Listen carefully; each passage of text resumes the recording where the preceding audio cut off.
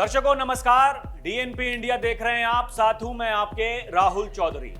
आज हम बात करेंगे एक ऐसे विवाद की जो भारतीय राजनीति में आग की तरह फैल रहा है। समाजवादी पार्टी के अध्यक्ष अखिलेश यादव। जी हां, वही अखिलेश जी जिन्होंने राम मंदिर के भव्य उद्घाटन को राजनीतिक प्रोजेक्ट कहकर ठुकरा दिया था।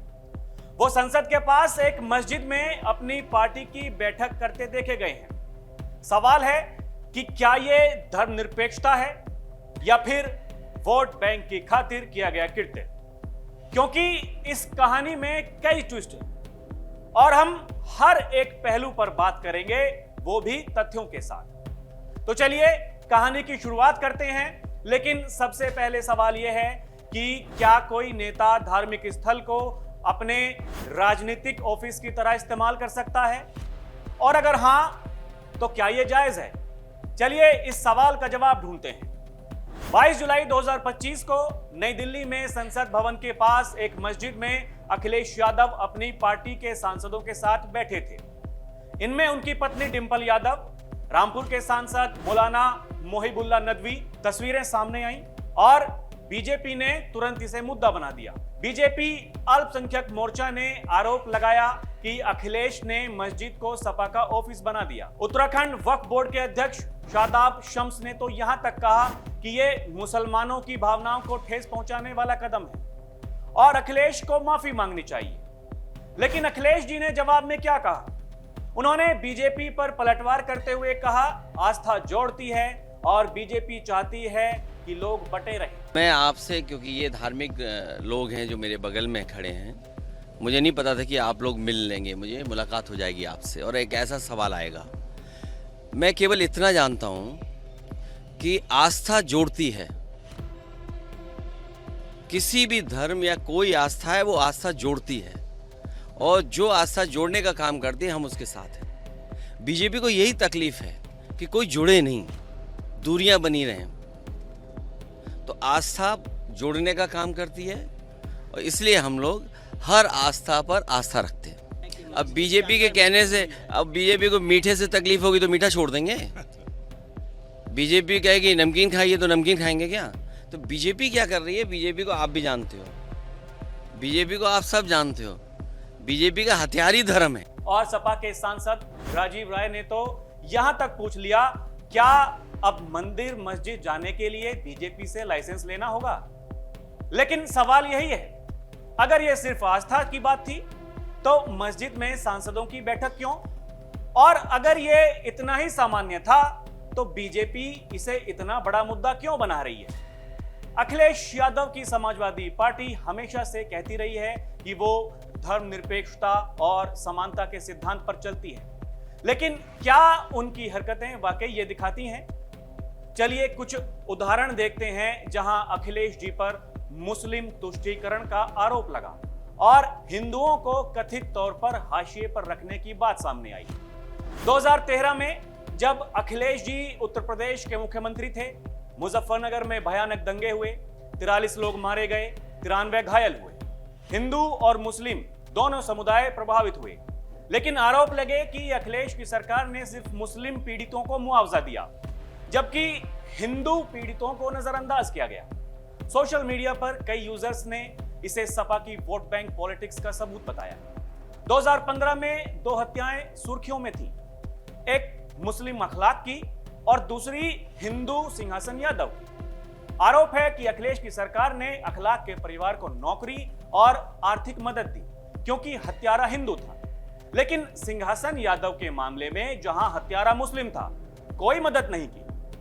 22 जनवरी 2024 को जब पूरा देश अयोध्या में राम मंदिर के प्राण प्रतिष्ठा समारोह में डूबा था, अखिलेश ने इसे बीजेपी का राजनीतिक प्रोजेक्ट कहकर दूरी बना ली। उन्होंने कहा कि वो बाद में परिवार के साथ अयोध्या जाएंगे, लेकिन समारोह में शामिल नहीं हुए। अब सवाल है कि सपा के लिए मुस्लिम वोट बैंक इतना अहम क्यों है? तो 2022 के यूपी चुनाव में सपा के 34 मुस्लिम विधायक जीते थे और ये आंकड़ा उनकी रणनीति को दर्शाता है। तो क्या यह सब संयोग है या सपा की सुनियोजित रणनीति? जुड़े रहिए, क्योंकि अब हम बात करेंगे कि अखिलेश जी की इस धर्मनिरपेक्षता का असली चेहरा क्या है। अखिलेश यादव हमेशा कहते हैं कि उनकी पार्टी सभी धर्मों का सम्मान करती है, लेकिन उनके कुछ कदम सवाल उठाते हैं। मस्जिद में बैठक करना, राम मंदिर से दूरी बनाना और मुजफ्फरनगर दंगों में एक तरफा मुआवजा, क्या यह सब वोट बैंक की राजनीति का हिस्सा है? बीजेपी के डिप्टी सीएम ब्रजेश पाठक ने तो अखिलेश को नमाजवादी तक कह डाला। उन्होंने कहा कि सपा संविधान का उल्लंघन करती है क्योंकि धार्मिक स्थलों का राजनीतिक इस्तेमाल गैर कानूनी है। वहीं डिप्टी सीएम केशव प्रसाद मौर्य का कहना है कि मस्जिद गए लेकिन सफेद जालीदार टोपी ले जाना भूल गए।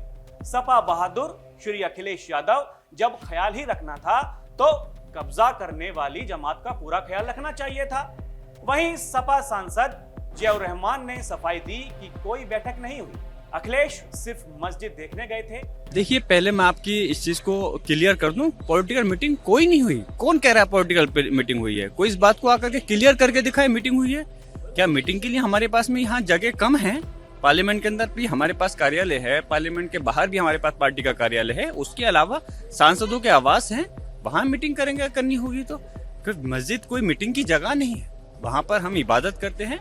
हमारे नेता माननीय राष्ट्रपति अखिलेश यादव जी ने, मुहिबुल्लाह साहब ने कहा था कि उनको बुलाना चाहते थे हम माननीय हमारे नेताजी को, तो माननीय अखिलेश यादव जी ने वहां पे विजिट किया था। और सिर्फ इसके अलावा कुछ नहीं है, सिर्फ विवाद खड़ा करना है और कि मीटिंग ही है। लेकिन सवाल है कि अगर ये सिर्फ दर्शन था तो तस्वीरों में सांसदों का जमावड़ा क्यों?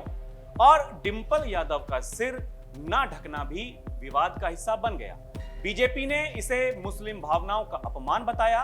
सोशल मीडिया पर लोग सपा को यादव मुस्लिम पार्टी कह रहे हैं। ये आरोप कितने सच हैं और क्या सपा की रणनीति सिर्फ एक खास समुदाय को खुश करने की है? दोस्तों, ये कहानी सिर्फ अखिलेश या सपा की नहीं है, ये भारत की राजनीति की सच्चाई है, जहां धर्म और वोट का गठजोड़ हर पार्टी की रणनीति का हिस्सा है।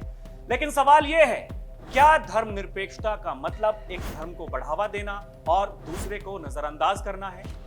अखिलेश की मस्जिद वाली बैठक ने बीजेपी को मौका दे दिया है और अब वो भी उसी मस्जिद में 25 जुलाई को अपनी बैठक करने की बात कह रहे हैं। अखिलेश की पार्टी ने हमेशा पिछड़ा, दलित, अल्पसंख्यक यानी पीडीए का नारा दिया है, लेकिन जब बात हिंदुओं की आती है तो कई बार उनकी चुप्पी सवाल उठाती है। सवाल है कि क्या सपा वाकई सभी की पार्टी है या सिर्फ एक खास वर्ग? तो दोस्तों, ये थी अखिलेश यादव की मस्जिद मीटिंग की कहानी।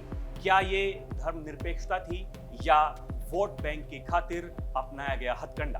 क्योंकि एक तरफ अखिलेश जी लगातार पीडीए की बात कर रहे हैं और कह रहे हैं कि पीडीए ही एनडीए को हराएगा, 2027 में समाजवादियों की सरकार बनेगी। उन्हें लगता है कि जो 2024 के लोकसभा के चुनाव में हुआ वही 2027 में भी होने वाला है।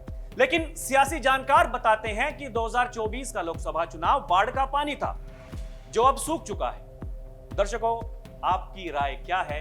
हमें कमेंट करके जरूर बताइएगा। अभी के लिए इतना ही। आप देखते रहें डीएनपी इंडिया, हर खबर भरोसे के साथ। नमस्कार, जय हिंद।